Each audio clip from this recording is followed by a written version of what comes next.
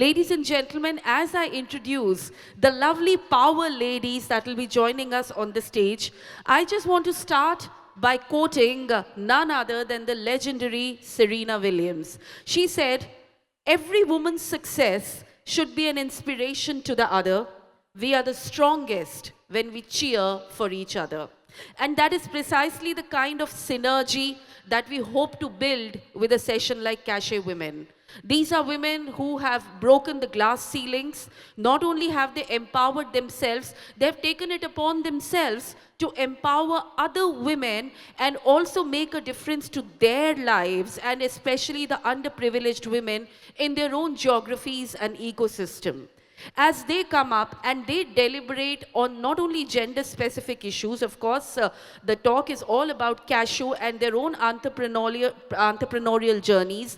This is also the time for each one of the ladies in the house to feel a sense of oneness and to feel a sense of power as CasheWomen come together every year for this historic moment. Ladies and gentlemen, our moderator this year, deliberating, the theme this year for CasheWomen is promoting domestic consumption of kernels. How can we bring a quantum change in consumption of cashew kernels within your own geography and your own areas? The moderator for this session this year is from GIZ-MOVE, Miss Nunana Addo. Can we give her a round of applause, please, as I invite her on the stage?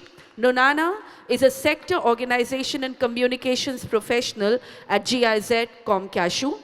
Joining her on the stage, I would like to invite the general manager at SITA SA. Please put your hands up for Miss Sarata Toure. Always winning her heart, Sarata with a sartorial style. Ladies and gentlemen, inviting next our own power woman from India, especially a lady who has put it on herself to ensure that she has a workforce of more than 80% women in her business enterprise. Please put your hands up for the director of Bolas Agro Private Limited, India's largest cashew processor, Mrs. Shubha Kamath. Inviting next, ladies and gentlemen, an agricultural scientist at the Ministry of Food and Agriculture in Ghana. Please put your hands up for Miss Susana Yohuno. And finally, our star entrepreneur of the morning, please put your hands up for Maria Verschoof, the co-founder of Mama Cashew, a company focused on sustainable cashew production and value addition in Tanzania. As I leave this session in the hands of Mrs. Nunana Addo, I urge all the women, all the lovely ladies in the house to be with us right up till the very end of this session, because as always, we have a tradition at WCC and we will live up to it towards the end of this session. It's all yours. Good morning, ladies and gentlemen, and thanks for joining us this morning. So, this particular panel is going to be on the topic, developing a domestic cashew markets, opportunities, challenges, and strategies. So over the past 2 days, we've been talking about the international cashew market. We've talked about the raw cashew nut market. We've talked about how popular cashews are in the international market. But another key topic that we would have to discuss in this particular conference, I believe, is on how we can expand domestic consumption. I believe you all agree with me. So this is a topic that this particular panel is going to delve into.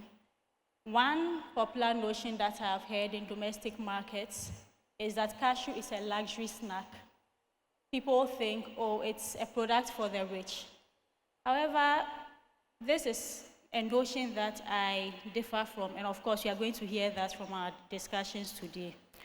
So how do we explore this particular opportunity, especially for the brokens? We talk about how we procure nuts at the same price, of course, after processing the wholesale at a higher cost than the brokens, and yet the same amount of effort, the same amount of resources went into processing the cashews that end up as broken kernels as well. Now, this morning, we have invited a distinguished panel of ladies who work in the industry from different countries. We have processors from Africa and then from Asia as well. We are going to delve into the topic of exploring the consumer trends. What does the domestic market look like? Is there even a domestic market? What are the challenges that are experienced by cashew stakeholders, especially processors, when it comes to expanding the domestic market?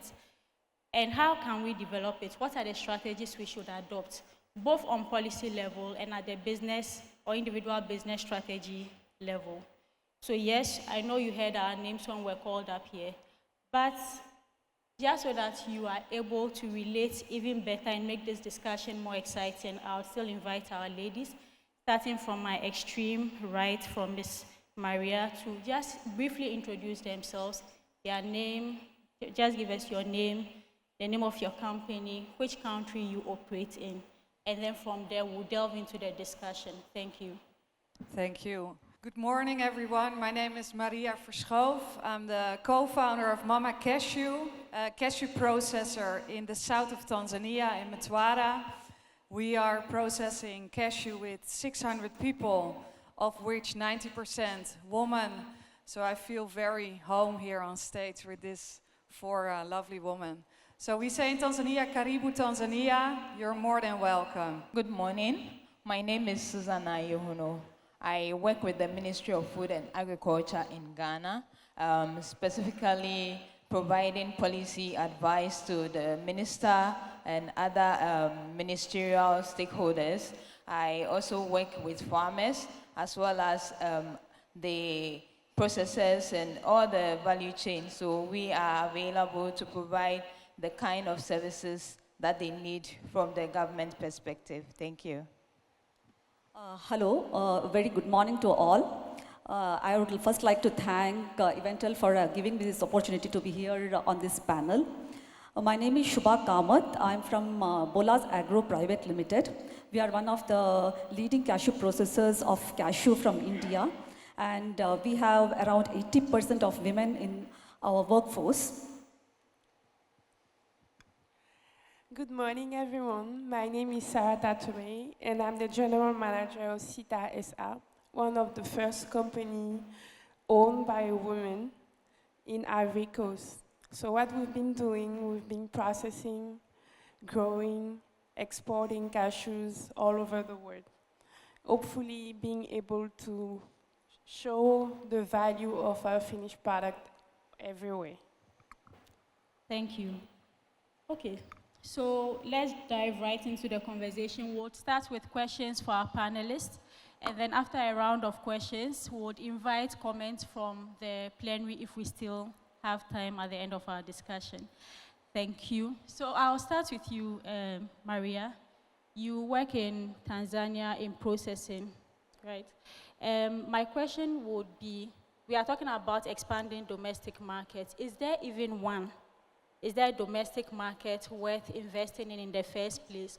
What have you observed are the driving factors for the domestic market as of now? Well, I think one of the driving factors of domestic markets is what is the capacity of purchase in the domestic market. I think for that, I'm located in Tanzania. We expect that in 2050, Dar es Salaam is one of the top 5 biggest cities of the world. So that means by number, there is definitely an increase in capacity.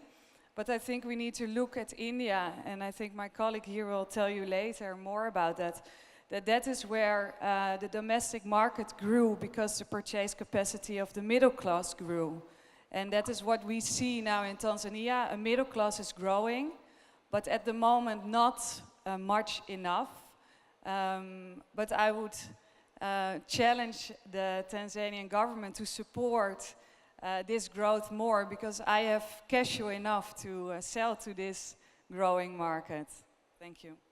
Okay, thank you, Maria. I think I'll pose the same question to you, Ms. Sarata.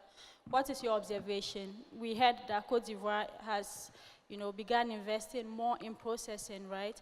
That as at now, you are processing about 30% of the total crop that you have. Of course, some of that is meant for the international market, but is some of that going to the domestic market? What market workers through the domestic market? What do you think the driving factors are? So first of all, I would like to say that the domestic market has been the fight of my mother, who is the founder of the company, because she started with one bag of green cashews that she's been trying to implement in the domestic market since 2000. And at the time, there was a story that if you eat cashews and then you drink milk, it's not gonna work together. But she strived to make this happen. She wanted people to consume cashews, not only because it's good for the health, but also because she wanted people to know that, okay, we can actually consume what we are transforming. And now, with all the effort that the government has been making and all the promotion and the marketing, I will say her work finally paid off, because now more people want to eat cashews. More people are driven by cashews. When you go to supermarket, when you go on the road, more people want to eat cashews. I feel like the main issue will be the price. Okay. So I would like to pick up from where you left off. You said the main issue will be the price. Would you want to talk more about that? Well, I will just say it in our words. When you show a cashews pack like this in the supermarket, and then there's a price higher than maybe like $8, people will say, okay, this is just too much. It's too pricey, like I can't afford it, so I just leave it. But there's just so much work into it. Like from growing the cashews, from picking up the cashews, to processing it, to making it into a good packaging. Why do you decide to put some cashews in a good packaging? Because you want to keep the crunchiness of the cashews. If it's not packaged well, how can you even get the crunchiness, the freshness of the cashews? So that's why one of the challenges in the domestic market, for instance, a lot of people complain about prices, but we do understand also that, well, the purchasing power is not as much in the domestic market, but I feel like the government of Ivory Coast has been really pushing towards trying to stabilize, helping the local processors to make it more affordable. Okay, thank you.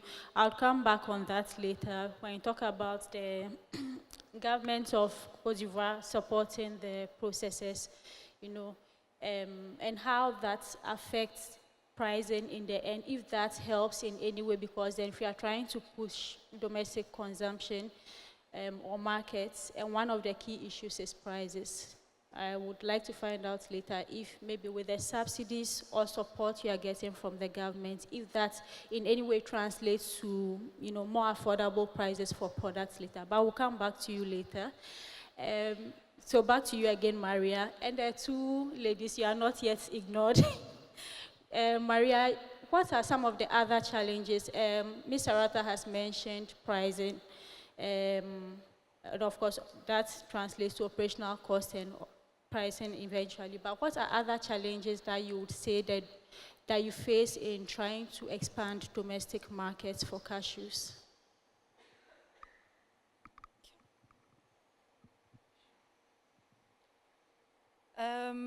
Other challenges to expand domestic markets, I believe it is, I am married with cashew, so with the cashew kernel. And I do like to flirt with some other byproducts, but it's like the forbidden fruit. I should stay away from it because I need to focus on the kernel. It is what my colleague here said, how can we increase the value of the kernel? And it starts basically already at the root. How can we purchase good RCN as local processors? How can we, at the beginning of the season, be secured with the best crop so that we can have less breakage? Because we all know the highest value for kernel is when they are whole. Even though the pieces are exactly the same volume, exactly the same taste, but they are broken. So I think that is one of the biggest challenges. So how can we secure the good raw material, and how can we, at the end stage, maybe upcycle the pieces? How can we create awareness that the pieces is just as tasteful, just as valuable as the whole cashew nut? Okay, thank you. So from the ongoing conversation, I'll come to you, Mrs. Kamath. You are from India, and as at now, India's consumption is about 37%. So when we talk about local or domestic consumption, we always refer to India. How did this come about? What did you do right? Or how did you build this market? So traditionally, the cashew processing units were located in some parts of India, like say Kollam in Kerala, Mangalore in Karnataka, some parts of Andhra. Then in the early 2000s, the cashew processing industry spread across the length and breadth of the country. So what happens then is that the processor and the employees, they become the ambassadors of that product there in that in their vicinity. They become the natural promoters of the product. So then it becomes a local product, and it becomes more affordable to the people in the vicinity. So that's how I think and also the liberalization policy of the Indian government in the early 2000s and the disposable income becoming more available to the people, that made cashews more affordable. And that's how cashew industry expanded, the domestic market expanded in India. Thank you very much. So you talk about the government level policy and or intervention. So then I'll invite at this point Ms. Susan from Ghana. Can you tell us about your view regarding government interventions or policies in Africa so far that seek to support domestic market expansion? Is there any such thing? Can you give us an overview of that? Thank you. Thank you, Nunana. I believe that the African governments, the various countries, the producing countries, are doing all their best to make sure that the cashew sector in general is developed. So most of the programs and then activities that are ongoing in the various countries are geared towards developing the sector and by extension, domestic market. And in the last 10 years, we've seen the progress that has come about with the increase even in consumption. We cannot have a domestic market without consumption, because the consumption is what pulls the markets to thrive. Many countries have put in place policies geared towards favoring the domestic market, especially when it comes to processing. So we have seen countries undertake certain restrictions to ensure that local processors get access to RCN to process. We've also seen a number of initiatives in the light of cashew days in recent times. So a number of the countries are promoting various cashew fairs and days in their countries just to draw their attention to the commodity. When you take Ghana, for example, the establishment of the Tree Crops Development Authority initially was an idea, or let's say was pushed by the industry stakeholders. And when government saw the good in it, took upon itself to establish the TCDA, which would promote the crop, that is cashew, and then bringing on board other commodities as well. And the TCDA has been given a mandate to develop and then regulate the sector. So in as much as a number of activities are going on, I believe that the countries, the government, the various governments see an opportunity to play a role in this. And when you ask me, I would say that it is gradually expanding, and the various measures such as subsidies, taxes, and all of that is to help make the products available in country and then to benefit the various countries as well. So that is what I would like to say about that. Okay, thank you. It's interesting, you know, some of the measures that you have outlined so far that have been taken, you know, on the government side. My question then would be to our three private sector actors. These are some of the measures that are employed on the government level to help the sector and to expand our domestic markets. What are your views on them? Have they worked for you so far? Where are there still gaps that need to be addressed? And I'll start with you, Maria.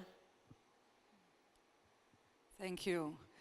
Now, I believe that we as a Tanzanian local processor and the Tanzanian government, we are 100% aligned in our aim, and that is to process all the raw cashew nuts in Tanzania. The reality is less aligning, sadly, but it is good that we talk about it. The reality is that I think we, as Tanzania, we have such a beautiful product. The cashews are tasty, creamy, white.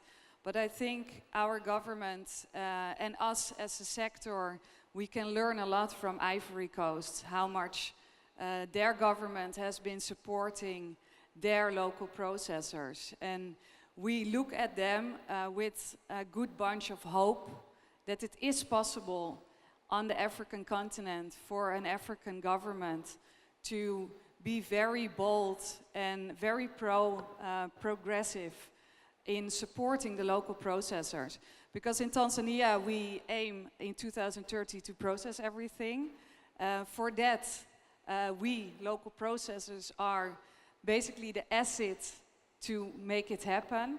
Because without us, the aim will never be completed. So we need the government to be our backbone and stand for us and decrease the levies which we are paying as local processors, help us securing the best crop. And then we are there. I'm 100% sure that we will make it. Yeah. Okay.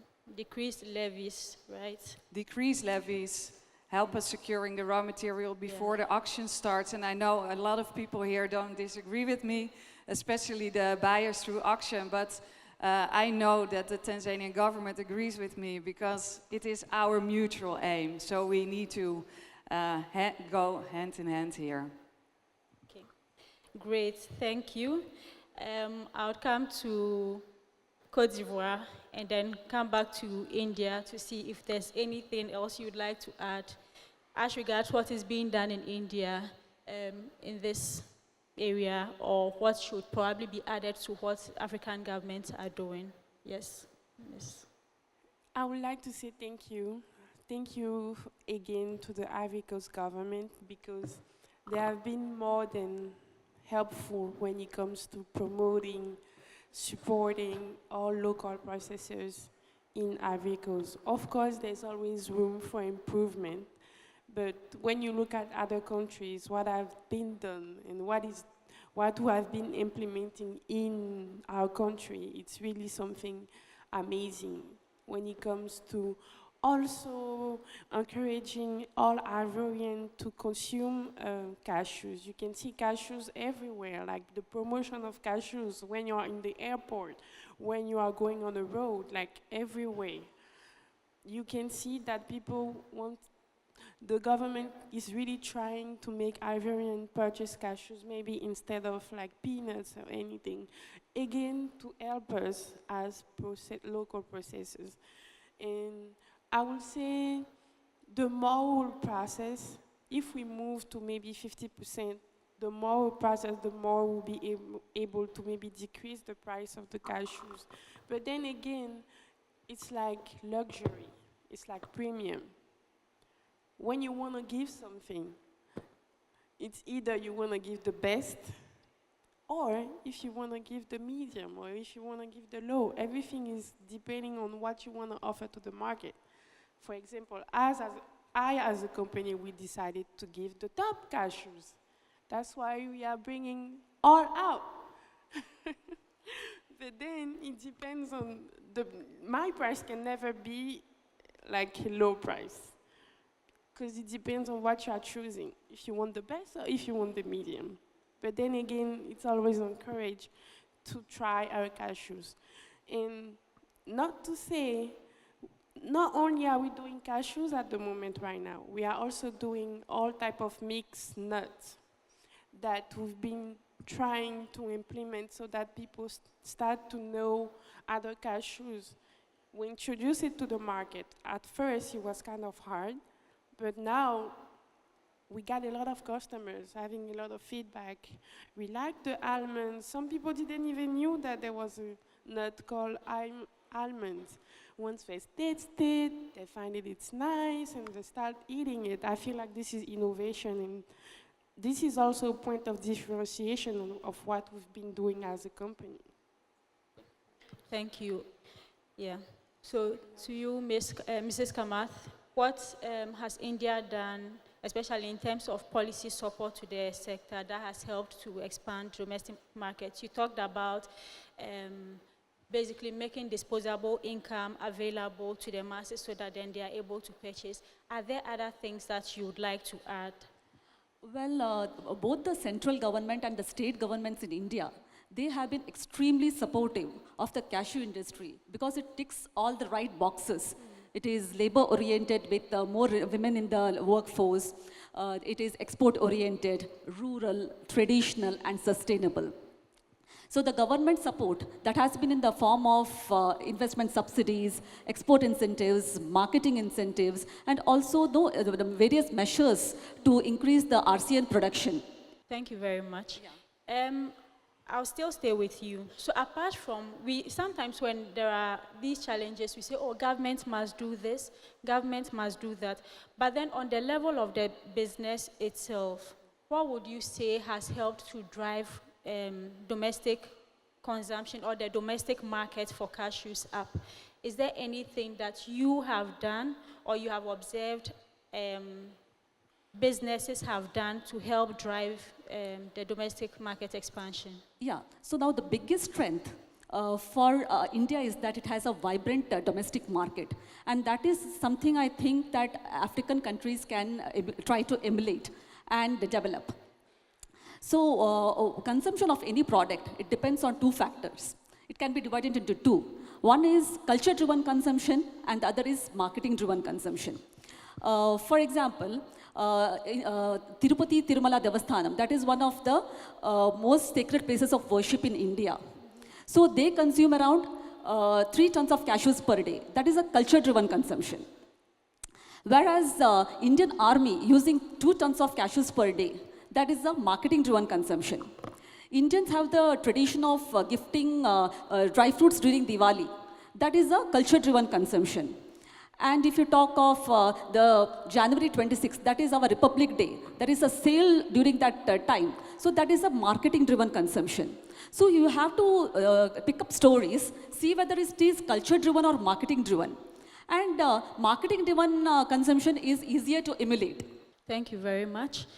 So we'll move the conversation on to, we've been talking a lot about kernels, but when we talk about a market for cashews, it goes beyond just the kernel. Let's move the conversation forward a bit regarding value addition to byproducts, like the apples, for example. And maybe I'll start with you, Ms. Sarata. How would you see the trend developing regarding byproduct consumption in the local market? Because one thing that I hear quite clearly is about the pricing and the effort that goes into the kernels, and justifiably so. But then if we decide to contextualize, for example, some of the products that we develop, to suit the market, to suit our, our meals and all that, could this also help to drive up consumption of cashews? And what does it currently look like in Côte d'Ivoire? Well, I will say this part of the market has not been so developed in the Ivorian market. Well, I have to say because it requires investment. I will say that then again because my mother had this experience. She tried to do, I will say, kind of like a cashew type of marmalade. How do you say? Like, I don't know how to say it exactly in English, but she tried to do it with the apple of the cashews. But then it does require a lot of work. Not only does it require work, it requires investment, then how are you gonna preserve it, and then the market for it, then it was just a lot of factors that needed to be considered. While we are trying to do kernels, we cannot do like everything at the same time. So I feel like if this is something that needs to be developed, there needs to have kind of like an investment, an important investment that needs to be done so that this is stable and this can be able to grow. But then I don't know that this is something that we as a company have the vision of it for now, because we are focusing on other markets, trying to see what we can do to improve our product in other markets. But then there is always room for improvement. For example, if we have the investment or the opportunity to make this happen, it's not something that we will refuse. But then, as of experience, there is no point of pursuing something in the domestic market if you are not making money out of it. Thank you. So Maria, same question. What are your views on that? Yeah, if I'm thinking about byproducts which are the quickest win and successful, it is the byproducts which we as processors can use ourselves. I'm thinking of the waste. We are buying cashew nuts, more than 70% is already waste, but why not transforming it into something which brings benefit, energy, biochar, CSNL. I think those are at the moment very popular products because of a simple reason. They have a value which is acknowledged everywhere. And for example, we are sourcing straight from our farmers. There is a strong relationship, there's traceability. How nice is it that our own shell, we can transfer them back to the farmers as biochar? I think if we are able to do that, then the circle is round. And we can say we manage something which is really sustainable. Thank you. So I'll stay with you, Maria. You talk about its profitability to the business concerned itself, but then also the efficiency, environmental benefits, so to say. But then from your observation, not only in the Tanzanian market, but on the continent, do you think there's a real demand for byproducts, cashew byproducts, products from maybe cashew apple, for example? Have you observed that there's a real demand for it on the continent? Depends which byproducts. Yeah. I am Dutch, so I'm a little bit straightforward. I would say we should not consider apple wine as a good idea. I'm a big fan of good wine, but I think apple wine, we should make it or nice vinegar to cook with, to make salads with, or make a nice cider out of it. But I think we should, we should look where is the demand, first of all. We should not start making a product. We should first look where is demand. There is CSNL demand. There is biochar demand. I also like to make my own jam, and I also like to have a meat substitute once in a while. But it is not. I'm not a big demand.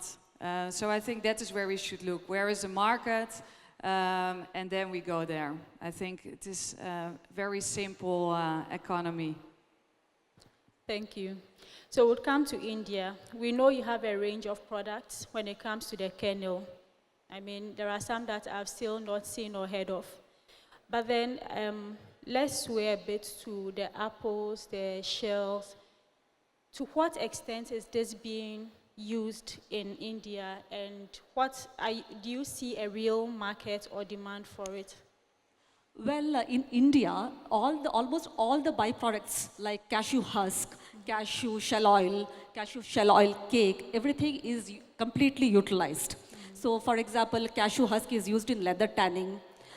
cashew shell oil as oil cake is used as fuel, and cashew shell oil that is used for industrial purposes. But cashew apple utilization is very minimal. So now Kerala Agricultural University, they have like experimented with cashew apple, and they have come up with cashew apple squash, cashew apple juice, and cashew apple pickle. But that is very minimal. And I would definitely want to see more cashew apple being utilized in the industry. Thank you very much. Okay, so I mean, having listened to all that we have, heard, I mean, with the cashew apple, I know Benin is doing quite great in there, and maybe when we have some time, we can still invite some comments from plenary. But then I'll come to you, Ms. Susana.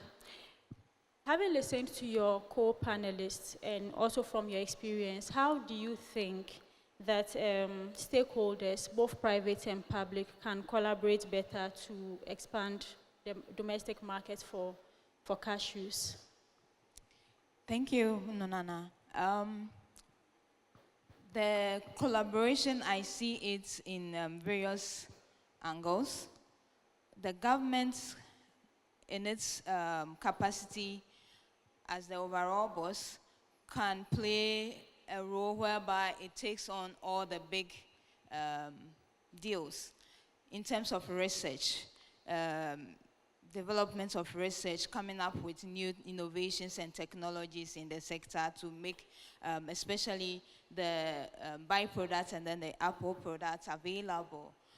That's the government can take. The government can also invest in some infrastructure.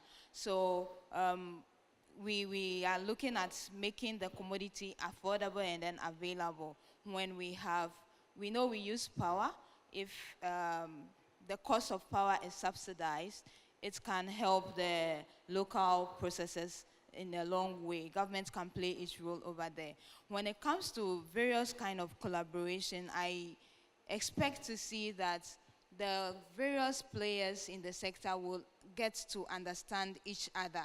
Sometimes you see other value chain actors not really knowing what goes on into the others' activities. Thereby, they do not see how there should be a win-win.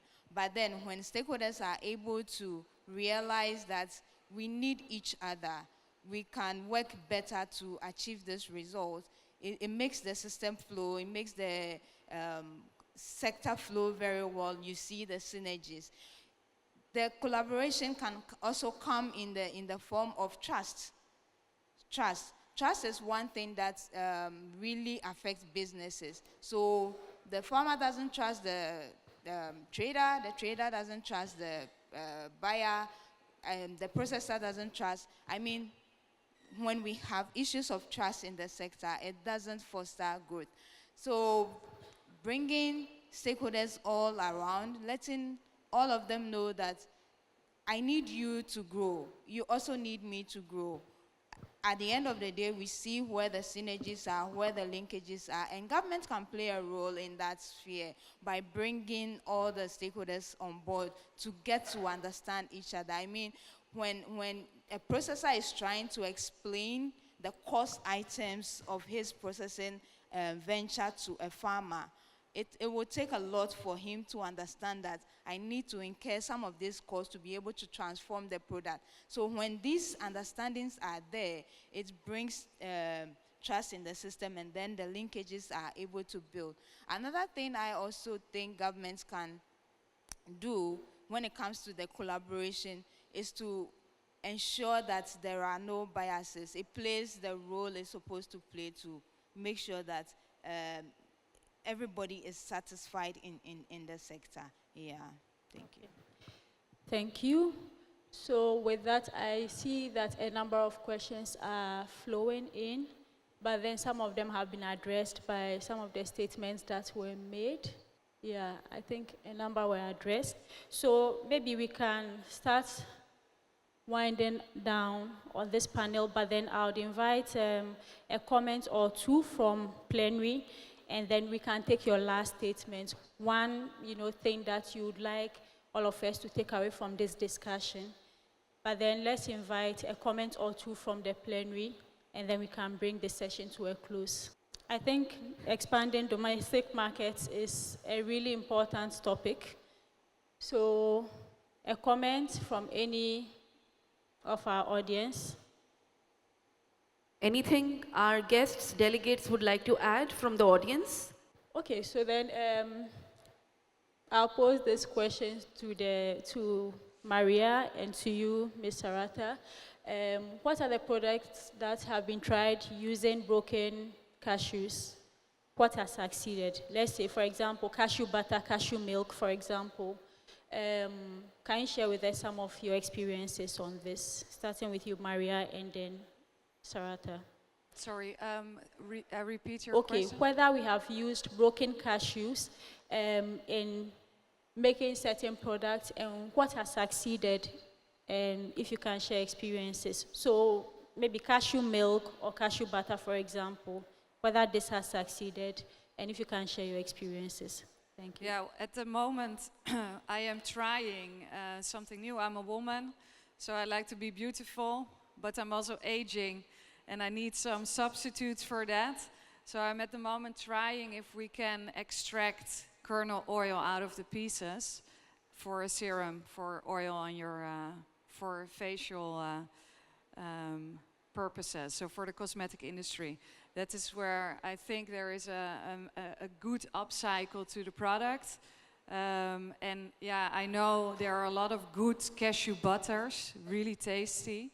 But as I said earlier, for me, I'd like to stick to my kernel and not to get distracted too much, but definitely recommendable. Thank you. Ms. Sarata? So, yes, we are also commercializing the paste cashews. So, funny story, we started the paste during COVID. And I mean, ever since we started, it was just a success.